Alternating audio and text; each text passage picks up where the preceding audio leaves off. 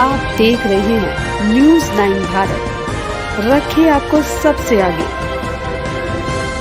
नमस्कार, आप देख रहे हैं न्यूज़ 9 भारत, मैं हूं आपके साथ अंजलि। चलिए रुक करते हैं खबरों की ओर।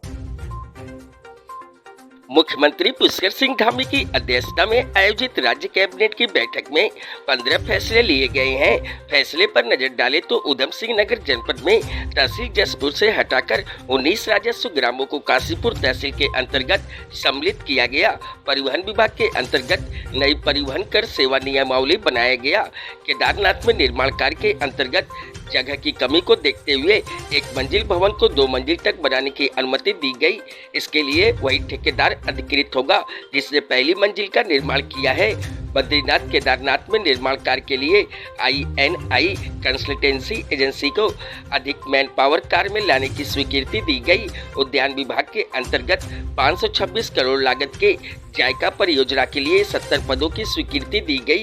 राजस्व विभाग के अंतर्गत माननीय सर्वोच्च न्यायालय के निर्णय के अनुसार 7 संग्रह अमीन को नायब तहसीलदार पद पर पदोन्नति देने के लिए सेवा नियमावली में स्थलीकरण किया जाएगा। आवास विभाग के अंतर्गत रेरा उत्तराखंड भू संपदा विनियमन एवं विकास एवं विक्रय के लिए करार नियम 2022 के अंतर्गत क्रेता के अधिकार को सुरक्षित रखने के लिए केंद्रीय सरकार के प्रारूप को स्वीकार किया गया। न्याय विभाग के अंतर्गत सिविल जज जूनियर डिवीजन को सिविल जज एवं सिविल जज सीनियर डिवीजन को सीनियर सिविल जज के रूप में जाना जाएगा।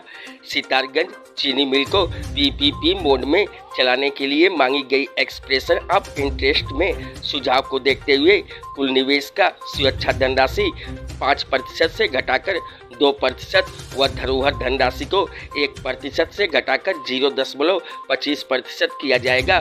शिक्षा विभाग के अंतर्गत स्वास्थ्य एवं स्वच्छता विषय को कक्षा 1 से 12 तक के पाठ्यक्रम में जोड़ा जाएगा। परिवहन निगम के अंतर्गत पूर्व में चयनित 24 अभ्यर्थियों को निगम की खराब हालत को देखते हुए नियुक्ति नहीं दी गई थी, अब इनकी नियुक्ति को मंजूरी दी गई है।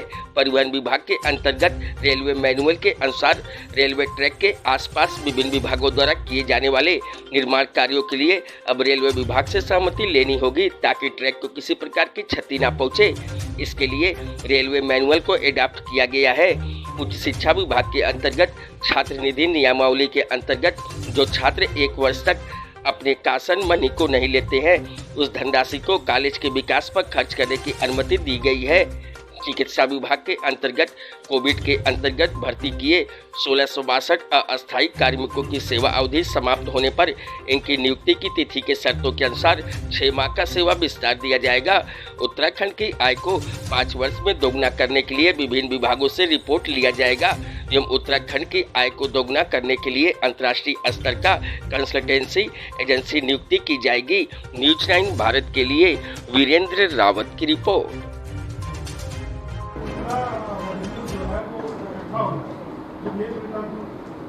किस चीज़ की रिटर्न?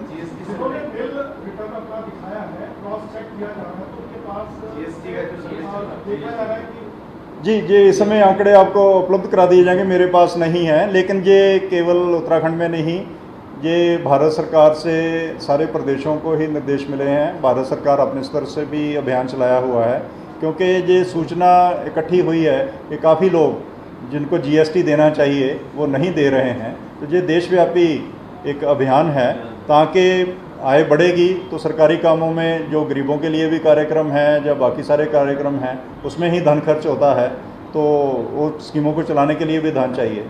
तो इस समय आंकड़े नहीं है लेकिन आपको उपलब्ध करा देंगे। लेकिन अभियान ये GST वाला चलता रहेगा, ये भारत सरकार का भी निर्णय है और प्रदेश सरकार का भी निर्णय है।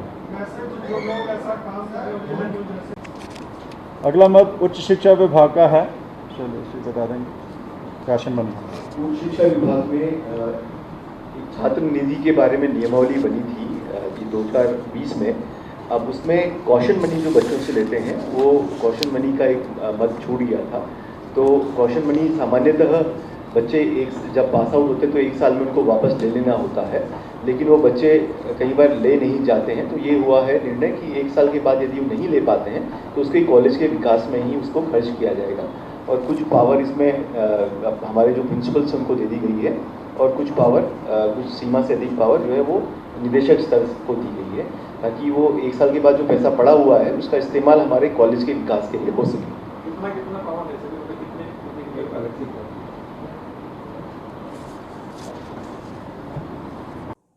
अभी के लिए फिलहाल इतना ही काफ़ी। बने रहिए हमारे साथ। छोटी से बड़ी खबर जानने के लिए न्यूज़ 9 भारत पर अब चाहूँगी इजाज़त। नमस्कार।